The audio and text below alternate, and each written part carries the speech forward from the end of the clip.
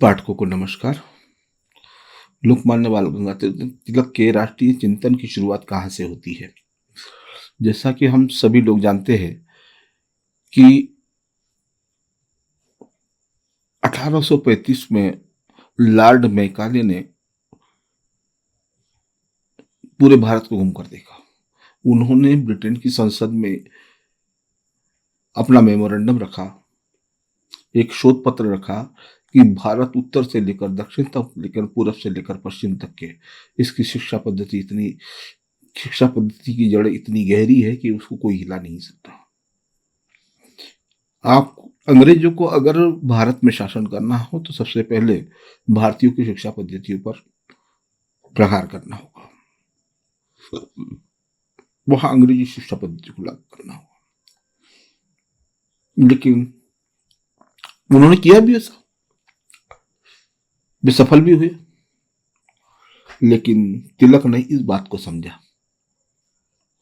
और एक शिक्षा अपने जीवन को बदलने का महत्वपूर्ण हथियार होता है। उन्हें उसी हथियार को धार देने के लिए सबसे पहले अपने जीवन में विद्यालय की स्थापना की, जिसे हम स्वायत्त विद्यालय या बोलचाल की भाषा में कहा जाए प्राइवेट विद्यालय कहा जाता है। इसी तारतम्य में उन लोगों ने तत्कालीन न्यायाधीश महादेव गोविंद रानाडे से संपर्क किया, जो कि पुणे शहर के न्यायमूर्ति थे। उनका मान था, यश था, कीर्ति थी और भारतीय लोग नौकरी पाने के लिए उनसे सिफारिश करते थे। वे उनके पास जाते हैं। देखिए अगला वृत्तांत राष्ट्रीय चिंतन में तिलक और आगरकर का। आगरकर उनके मित्र थे, श्री गोपाल राव जी आगरकर। चेतनाशील दो युवक देख सम्मुख अपने रानाडे महोदय की नजरों ने प्रश्न किया। वे न्यायमूर्ति थे, पूना के अति जनप्रिय भी। दोनों युवकों ने निज परिचय कुछ इस तरह दिया। आगरकर जी कहते हैं, गोपाल नाम मेरा प्रचलित अपने घर में, घर के बाहर आगरकर कहलाता हूँ। मैंने उपाधि प्राप्त स्नातकोत्तर श्रीमान अपने भविष्य की अब योजना बनाता हूँ। तिलक ने कहा। दूसरे युवक ने अपने परिचय देते हुए कहा, नाम बहुत छोटा सा, बाल कहाता हूँ। है गर्व मुझे श्री गंगाधर थे पूज्य पिता, जो नाम मिला उसके सह तिलक लगाता हूँ। हमने पिछले अंकों में देखा है कि तिलक के पिता की मृत्यु जल्दी हो गई। स्नातक उपाधि प्राप्त में पहले ही कर ली। मैं विधि स्नातक भी, पर चाह अधूरी है। स्नातक उपाधि कर चुका प्राप्त में पहले ही, मैं विधि स्नातक भी हूँ, पर चाह अधूरी है। कुछ और प्राप्त करने की भी अभिलाषा है, जी चाह रहा है, उसमें मुझमें कुछ दूरी है। रानाडी महोदय ने कहा, न्यायमूर्ति महोदय ने कहा, अच्छा, मन तो आप लोगों का मैं क्या है, मैं समझ गया, नौकरी खोजने आए हैं। तो तिलक जी कहते हैं, जी नहीं, नौकरी रही हमारी चाह नहीं, आशीर्वाद ही। हम आशीर्वाद के दिए पाने के लिए हम ललचाए हैं। योजना हमारी है विद्यालय खोले हम, विद्या है उत्तम दान, उसे हम सबको दे। योजना हमारी है विद्यालय खोले हम, विद्या है सर्वोत्तम दान, उसे हम सबको दे। इस भांति राष्ट्र की सेवा का भी लाभ मिले। हम आए हैं आशीष आप जैसों से ले, हम आए और आशीष आप जैसों से ले, हम आए और आशीष आप जैसों से ले। रानाडे महोदय ने इसके आगे कहा कि जैसे ही आशीर्वाद तो दूंगा ही, देता ही हूँ आशीर्वाद, तो कार्य स्वयं अर्जित करते। उन्होंने उनको दोनों युवकों को समझाया, तुम्हें आशीर्वाद जो है वो तो दूंगा ही, और दोनों को समझाया कि आशीर्वाद तो वास्तव में अपने कर्मों से अर्जित किए जाते हैं, अपने सफल कार्यों से, शुभ कर्मों से, पुण्य कर्मों से अर्जित किए जाते हैं। आशीर्वाद तो दूंगा ही, देता ही हूँ, आशीर्वाद तो कार्य स्वयं अर्जित करते बिरले ही देखे जाते। इस समाज में जो किसी ध्येय के लिए अपना समय अर्पित करते हैं, रह गए देखते न्यायमूर्ति उन दोनों को। ये आए हैं लेकिन मांगने नहीं आए, इनको याचित है केवल मेरा शुभाशीष। सचमुच विचित्र ही ढंग इनने अपनाए हैं। यह मेरे अपने जीवन का अनुभव है, यह मेरे अपने जीवन का अनुभव है। नौकरी मांगने लोग यहाँ पर आते रहते, मेरे पद का उपयोग सिफारिश करना ही सब इसी हेतु मेरे गुण गाते रहते। पहला अनुभव है मेरा, इनने नौकरी नहीं मांगी, प्रस्ताव सिफारिश करने का भी नहीं किया। इनने मांगा आशीर्वाद केवल मुझसे, हर्षित होने का भी इनने मुझसे अवसर छीन लिया।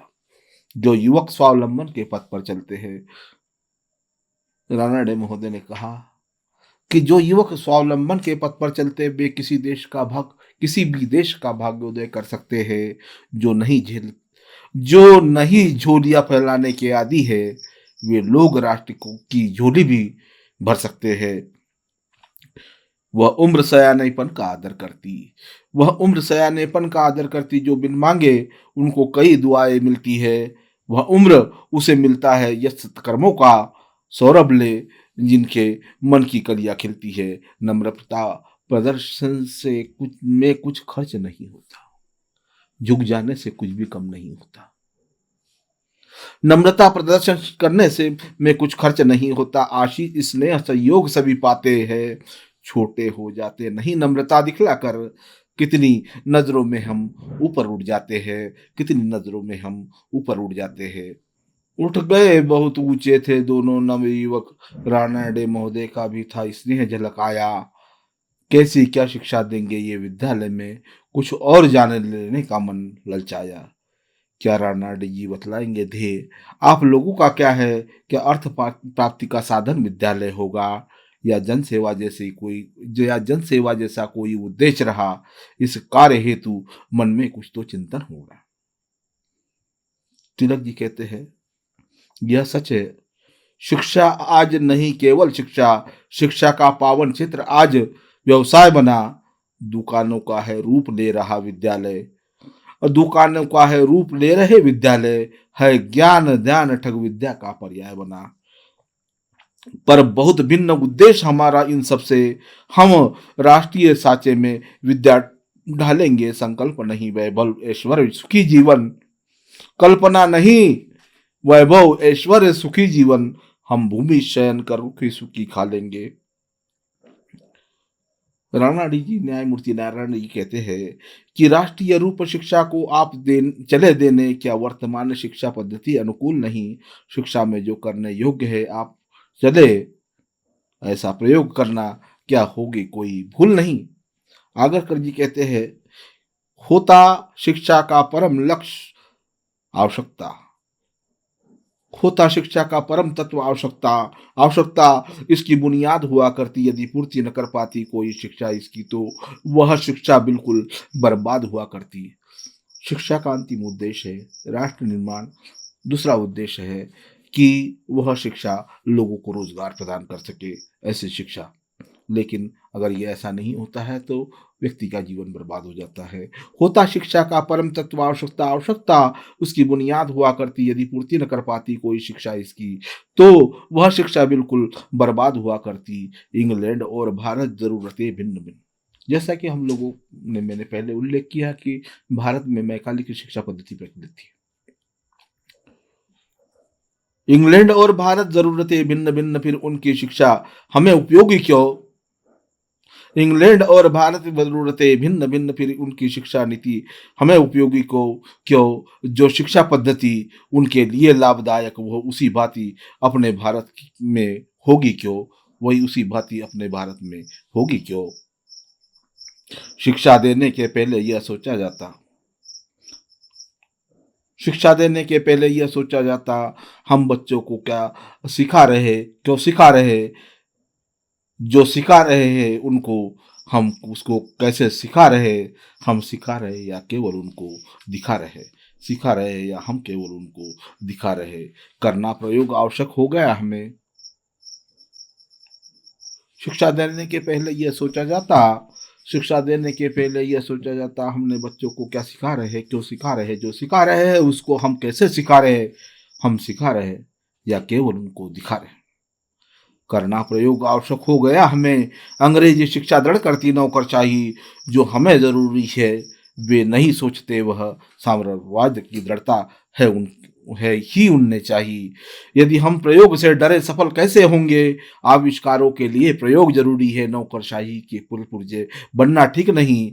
नौकरशाही के कल पुर्जे बनना ठीक नहीं। हमको स्वदेश हित के में विनियोग जरूरी है। अपनी भाषा, अपनी शिक्षा, अपनी पद्धति, ये सभी राष्ट्र के लिए जरूरी होते हैं। यदि रीति नीति या रंग ढंग औरों के लिए पर निर्भरता ही हम जीवन में बोते हैं, तो इस का यह भी अर्थ लगाया जा सकता है जो लक्ष्य आपका है अंग्रेजी शासन है। तो इसका राणा डेमोते कहते हैं कि आपका कहने का उद्देश्य मैं समझ गया, आपका लक्ष्य शिक्षा के माध्यम से अंग्रेजी शासन है। तो इसका अर्थ यह भी लगाया जा सकता है जो लक्ष्य आपका वह अंग्रेजी शासन है।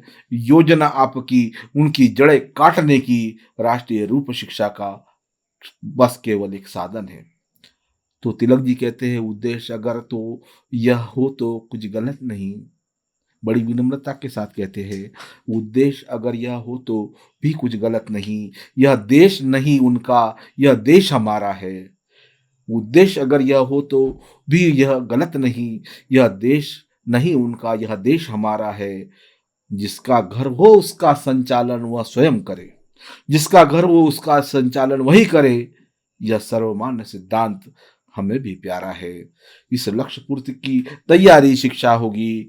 राष्ट्रीय रूप शिक्षा का नवजीवन देगा। जिस चिंतन से हम देश का कर सकते, राष्ट्रीय रूप शिक्षा का वह चिंतन देगा। राष्ट्रीय रूप चिंतन शिक्षा का वह चिंतन देगा। जिस शिक्षा का उद्देश्य हो राष्ट्रहित, जिस शिक्षा का उद्देश्य हो राष्ट्रहित होता है, वह शिक्षा ही सच्चे अर्थों में शिक्षा है।